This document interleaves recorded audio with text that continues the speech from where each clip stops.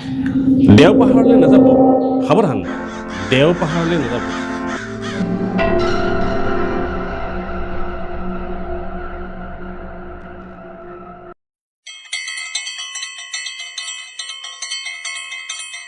কিয় নাযাব এবাৰ ভালকৈ শুনি লওক, এবাৰ ভালকৈ বুজি লওক।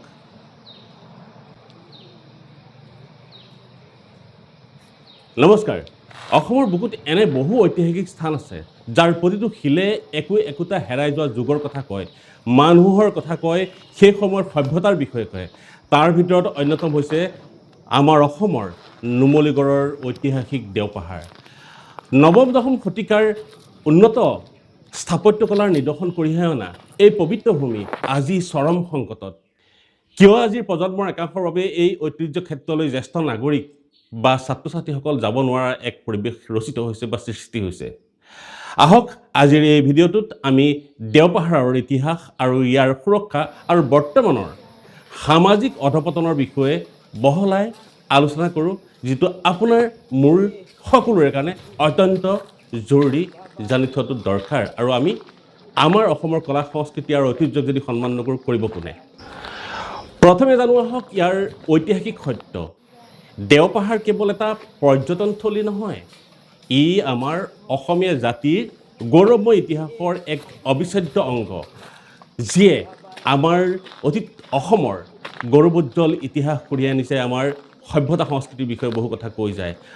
প্ৰত্নতাত্ত্বিক বিভাগৰ অনুসন্ধান আৰু গৱেষণাৰ মতে ইয়াত নৱমৰ পৰা দশম শতিকাৰ এটা বিশাল শৈল মন্দিৰ আছিল। আৰু এই শিলৰ কাৰুকাৰ্য প্ৰমাণ কৰে যে সেই সময়ত কাৰিকৰী বিদ্যা কিমান উন্নত আছিল। 1974 চনত পুৰাতাত্ত্বিক বিভাগে ইয়াক এক সংৰক্ষিত সমল বুলি ঘোষণা কৰিছিল। ইয়াত যিহেতু লুকাই আছে বহু নজনা বুৰঞ্জী, ইতিহাস গৱেষণাৰ সমল, সেয়েহে পুৰাতাত্ত্বিক বিভাগে ইয়াক সংৰক্ষিত সমল বা ক্ষেত্ৰ বুলি ঘোষণা কৰিছিল। চৰকাৰ আৰু প্ৰত্নতাত্ত্বিক বিভাগে ইয়াৰ ৰক্ষণাবেক্ষণৰ বাবে কিছু পদক্ষেপ লৈছে, সঁচা। ই এতিয়াও পৰ্যাপ্ত হোৱা নাই, কিন্তু সেই কথাটোও সঁচা। বহু মূল্যৱান ভাস্কৰ্য আজিও মুকলি আকাশৰ তলত যেনে তেনে সিঁচৰিত হৈ পৰি আছে। ৰ'দ বৰষুণত ই ক্ষয় হৈ গৈছে। এক সুসজ্জিত অৱস্থাত থাকিব লাগিছিল এইসমূহ, সেই হিচাপত থকা নাই। সংগ্ৰহালয় বা সুৰক্ষিত চালিৰ অভাৱত এই সম্পদসমূহ ধীৰে ধীৰে ধ্বংসৰ দিশে গতি কৰিছে।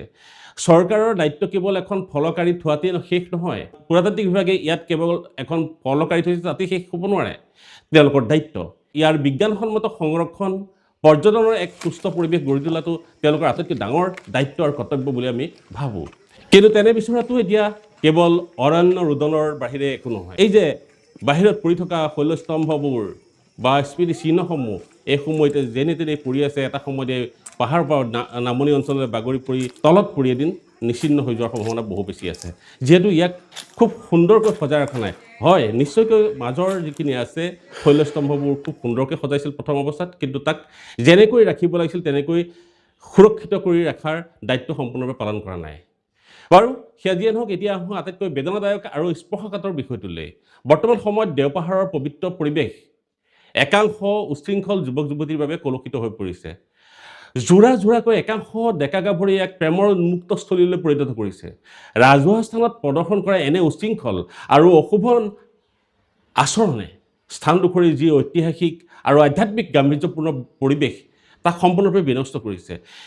একেলগে পিতৃ মাতৃৰ লগত সন্তান যাব নোৱাৰে, সন্তানৰ লগত পিতৃ মাতৃ যাব নোৱাৰে, ছাত্ৰ ছাত্ৰীসকল শিক্ষাগুৰুসকলৰ লগত এই স্থানসমূহ গৱেষণাৰ বাবে অধ্যয়নৰ বাবে যাব নোৱাৰে কেতিয়াও, কাৰণ তেনে এটা পৰিৱেশ তাত ৰচিত হৈছে। আমি যেতিয়া দেখিছোঁ সেইসমূহ আমি নিজে লজ্জাবোধ কৰিছোঁ। চাৰিওফালে অপৰিষ্কাৰ পৰিৱেশ বৰ বেছিকৈ আমি দেখা নাপালোঁ, কিন্তু তেনে লোকসকলৰ যি অশালীন কাণ্ড, সেই অশালীন কাণ্ডৰ বাবে সাধাৰণ ছাত্ৰ ছাত্ৰী বা জ্যেষ্ঠ নাগৰিকসকলে তালৈ যাবলৈ কুণ্ঠাবোধ কৰা এক পৰিস্থিতিৰ সৃষ্টি হৈছে, যাৰ কাৰণে সেই স্থানসমূহলৈ মানুহ বৰ বেছিকৈ নোযোৱা হৈছে। শিক্ষামূলক ভ্ৰমণৰ বাবে যিসকল ছাত্ৰ ছাত্ৰী আহিব বিচাৰে এই ঠাইডোখৰ অধ্যয়ন কৰিবৰ কাৰণে, ইতিহাস শিকিবৰ কাৰণে, তাৰ পৰিৱৰ্তে তেওঁলোকে আহি তাত ইতিহাসৰ পৰিৱৰ্তে এক লজ্জিত পৰিৱেশৰ সন্মুখীন হৈ এক সভ্যতা অৱলম্বিত হোৱাৰ পৰিৱেশ এটা তেওঁলোকে শিকি যায়।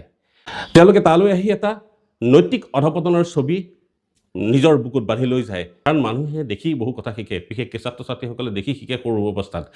সঁচা, ইতিহাস আমাৰ পৰিচয়, গতিকে সেই ইতিহাসৰ এনে কদৰ্য পৰিৱেশটো আমি হজম কৰিব পৰা নাই। দেওপাহাৰ কোনো পিকনিক স্পট বা প্ৰেমৰ উদ্যান নহয়। এই পৰিস্থিতি সলনি কৰিবলৈ হ'লে চৰকাৰে কঠোৰ নিয়মাৱলী আৰু নিৰাপত্তা ব্যৱস্থা কৰিব লাগিব।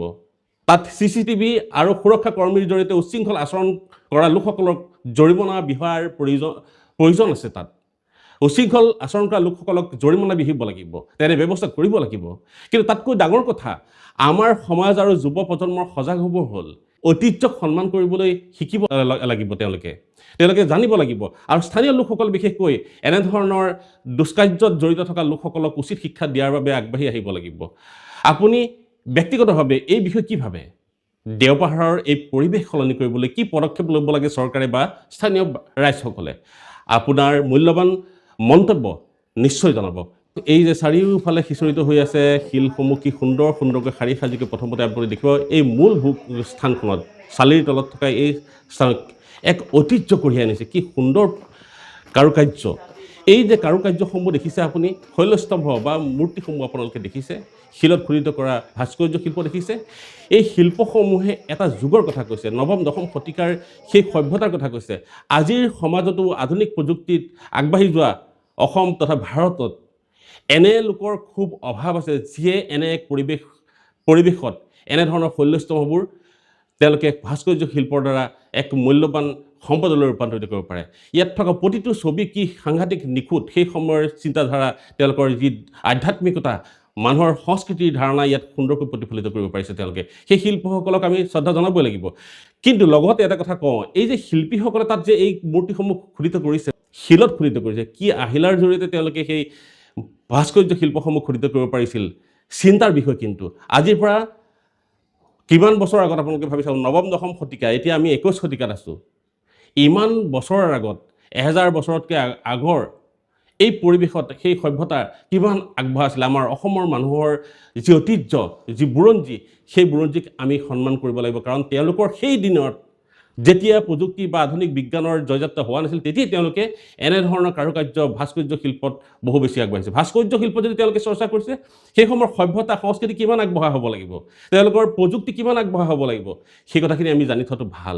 লগতে এটা কথা আপুনি ভাবি আচৰিত হ'ব, এটা পাহাৰত, যাক আমি দেওপাহাৰ বুলি কৈছোঁ, এই পাহাৰৰ ওপৰত থকা সেই শৈলখণ্ডবোৰ যিবোৰ পৰিছে, তাত এটা শৈল মন্দিৰ আছিল বুলি কোৱা হৈছে। যদিও বা মন্দিৰৰ এটা শিলাস্তম্ভ বা ভগ্নাৱশেষ সেয়া, তেতিয়াহ'লে সেই শৈল মন্দিৰটো কেনেকৈ ভাঙিলে, ইয়াৰ আঁৰত থকা কাহিনী কি, বা এই শৈল মন্দিৰত যিবোৰ ভাস্কৰ্য ব্যৱহাৰ কৰিছিল, ইয়াৰ শিল্পীসকল কোন, কেনেকৈ তেওঁলোকে এই দুঃসাধ্য সাধন কৰিব পাৰিলে? তাতোতকৈ ডাঙৰ কথা, মই যেতিয়া সেই দেওপাহাৰলৈ উঠি যাব লগা হয় চিৰিৰে, এটা সুন্দৰ পৰিৱেশৰ মাজত যেতিয়া আমি চিৰিৰে উঠি যাব লগা হয়, আপুনি ভাগৰিব লাগিব, 10 বাৰ বাটত ৰ'ব লাগিব, হাত ভৰি টানি ধৰিব আপোনাৰ। নামি আহোঁতেও সেই একেই পৰিৱেশেই। আমি কেৱল নামি আহোঁতেই ফোপাই ৰ'ব লগা হৈছোঁ, উঠি যাওঁতে কিমানবাৰ আমি ভাগৰি গৈছিলোঁ, কিমানবাৰ ৰৈছিলোঁ, তাৰ ঠিকনা নাই। আপোনাক এই কথাখিনি কিয় কৈছোঁ, যে সেই দেওপাহাৰটোলৈ উঠি যাবলৈ এটা যথেষ্ট কষ্টসাধ্য কাম, কেৱল উঠি যাওঁতেই।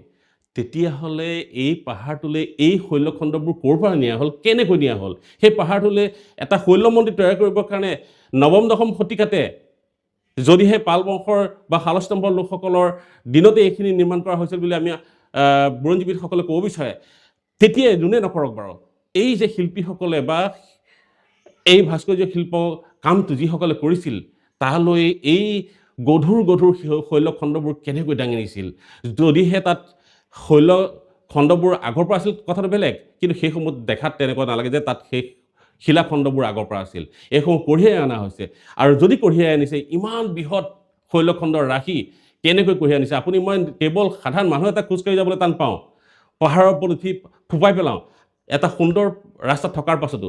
তেতিয়া দিনত কেৱল এটা পাহাৰ, কেৱল অকোৱা পকোৱা বাট বা এটা সুন্দৰকৈ নিৰ্মাণ নকৰা বাট এটাৰে কেনেকৈ ইমান ডাঙৰ শৈলখণ্ড কঢ়িয়াই নিছিল? সম্ভৱতঃ হাতীৰ কথা আপোনালোকে ক'ব পাৰে। হাতীৰে কঢ়িয়াই নিলেও কিমানবোৰ শৈলখণ্ড তালৈ কঢ়িয়াই নিবলৈ, সেই কথাখিনি এবাৰ ভাবি চাওক। আৰু ইমান কষ্টসাধ্য, ইমান ত্যাগৰ বিনিময়ত যি ভাস্কৰ্য শিল্প তেতিয়া তৈয়াৰ কৰিছিল, তাৰ অৱশেষত দুৰ্ভাগ্যবশতঃ ইতিহাসৰ বুকুত সেইসমূহ হেৰাই গ'ল, তাৰ অৱশেষ ৰৈ গ'ল। আৰু সেই শৈলস্তম্ভই আমাৰ ঐতিহ্য, অসমৰ পৰম্পৰা, অসমৰ সংস্কৃতিৰ কথা কৈ যায়, সভ্যতাৰ কথা কৈ যায়। সেই শৈলখণ্ডবোৰ আমাৰ অসমৰ ঐতিহ্য, তাক চৰকাৰে, পুৰাতত্ত্ব বিভাগে সংৰক্ষণৰ ব্যৱস্থা কৰিছে। কিমান ভালকৈ কৰিছে সেইখিনি আপুনি বাদ দিয়ক, কিন্তু ভালকৈ ৰাখিবলৈ হ'লে আমি মানুহবোৰে তাক যিয়ে উপভোগ কৰিবলৈ যাওঁ, অধ্যয়ন কৰিবলৈ যাওঁ, গৱেষণা কৰিবলৈ যাওঁ, তাৰ ওপৰত আমি চৰ্চা কৰিবলৈ যাওঁ, আমাৰো দায়িত্ব থাকে যে আমি সেই পৰিৱেশটো সুন্দৰকৈ সুস্থ কৰি ৰাখোঁ। কিন্তু আমাৰে কিছুমানে কি কৰে, ডেকা গাভৰুৱে তাত গৈ যোৰা যোৰাকৈ বহি এটা অশুভনীয় পৰিৱেশৰ ৰচনা কৰিছে, যিটো কেতিয়াও গ্ৰহণযোগ্য নহয়। তাৰ স্থানীয় লোকসকলে এই বিষয়বোৰত চকু দিব লাগে। যোৰা যোৰাকৈ বিভিন্ন স্থানত থকা সেই ডেকা গাভৰুৱে কেৱল বহি কথা পাতিছে তেনে নহয়, এটা অশুভনীয় অসমৰ ডেকা গাভৰুৱে এনেকুৱা কৰিব পাৰিব বুলি ভাবিব নোৱাৰি। এনে লাজ লগা পৰিৱেশ এটা ৰচনা কৰিছে, সেই ক্ষেত্ৰত কিন্তু চৰকাৰ বা প্ৰশাসনে, জিলা প্ৰশাসনে চকু দিব লাগে। আৰু এই শৈলখণ্ডবোৰ ছাত্ৰ ছাত্ৰীসকল বা গৱেষণা বা বাহিৰৰ পৰ্যটকসকলে অধ্যয়ন কৰিব পৰাকৈ এটা সুন্দৰ পৰিৱেশ ৰচনা কৰি ইয়াক গভীৰ অধ্যয়নৰ জৰিয়তে আমাৰ জনমানসলৈ বা অধ্যয়নৰ জৰিয়তে যাতে ইয়াৰ বুকুত লুকাই থকা হেৰাই যোৱা যি ইতিহাস আছে, সেই ইতিহাসক যাতে ধৰি ৰাখি বিশ্ব দৰবাৰলৈ উলিয়াই দিব পাৰে, সেই তাৰ ব্যৱস্থাও কৰিব লাগে প্ৰশাসন বা চৰকাৰে। গতিকে আমি চৰকাৰ বা প্ৰশাসনক আহ্বান জনাইছোঁ যে ইয়াৰ সংৰক্ষণ কৰিছে, কিন্তু খুব সুন্দৰ বা যথোপযুক্ত হোৱা নাই। বাহিৰত পৰি থকা শৈলখণ্ডবোৰৰ পৰা আৰম্ভ কৰি প্ৰত্যেকটো বস্তু যাতে তেওঁলোকে সুন্দৰকৈ সজাই ৰাখে। যিয়ে এনেধৰণৰ সুন্দৰ পৰিৱেশটো কলুষিত কৰিব বিচাৰে, তেনেধৰণৰ লোকসকলক যাতে উপযুক্ত শাস্তি দিব পাৰে, চৰকাৰ বা প্ৰশাসনে তাৰ ব্যৱস্থাও কৰিব লাগে। সেই কথাখিনি আমি আপোনালোকৰ জৰিয়তে আজি উপস্থাপন কৰিছোঁ। আৰু আপোনালোকে ব্যক্তিগতভাৱে আপোনালোকৰ মতামত আগবঢ়াব যে আমাৰ এনে ঐতিহ্য পৰম্পৰাৰে উচ্চ যি সভ্যতাৰ পৰিচয় দিছিল আমাৰ অসমৰ, সেই সভ্যতাসমূহক ধৰি ৰখাৰ আমাৰ প্ৰত্যেকৰে দায়িত্ব আছে নাই? যদি আছে, চৰকাৰ বা প্ৰশাসনৰ দায়িত্ব কিমান আৰু স্থানীয় লোকসকলে এইখিনি সংৰক্ষণৰ ক্ষেত্ৰত কি কি ব্যৱস্থা গ্ৰহণ কৰিব পাৰে? আপোনাৰ ব্যক্তিগত অভিমত কি? এনেধৰণৰ কাৰ্য কৰাৰ কাৰণে স্থানীয় লোকসকল বা আমাৰ যিসকলে কৰিছে এই লোকসকলক কি ধৰণৰ ব্যৱস্থা গ্ৰহণ কৰিব লাগে, আপোনাৰ ব্যক্তিগত মন্তব্য আগবঢ়াব বুলি আশা কৰিলোঁ। ধন্যবাদ। জয় আই অসম।